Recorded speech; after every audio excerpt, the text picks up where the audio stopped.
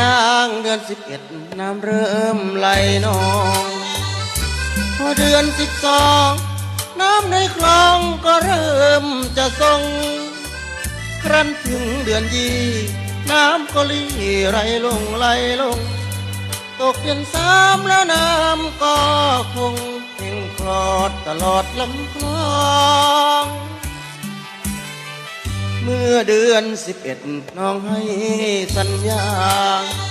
ชวนพี่มาหามันขวัญตาเมื่อเดือน12ทั้งเตรียมขันหมากทั้งรับปากไปจะซื้อทอง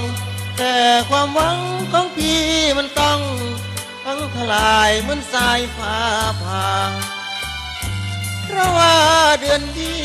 ได้ข่าวน้องมีแฟนใหม่ก็เอ่ยน้ำใจน้อใจสาวชาวบ้านช่างเป็นไปได้ดังสายน้ำเจ้าพระยาพอถึงเดือน4เดือน5ลำเจ้าพระยาก็แห้งลงเมื่อเดือน11น้ำเริ่มไหลนองเป็นเดือน12พี่และน้องรวมลอยกระทงแล้วใหญ่เดือน20น้องของพี่รักเริ่มถอยลงเหตุไฉนน้ำใจอนงไหลถอยลงเหมือนน้ำเดือน20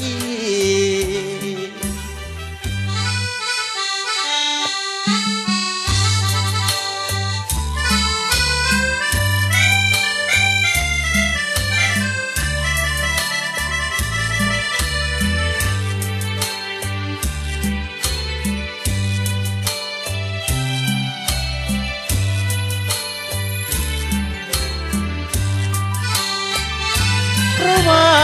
เดือนนี้ได้ข่าวน้องมีแฟนใหม่นี่หรือน้ำใจน้อใจสาวชาวบ้านนะ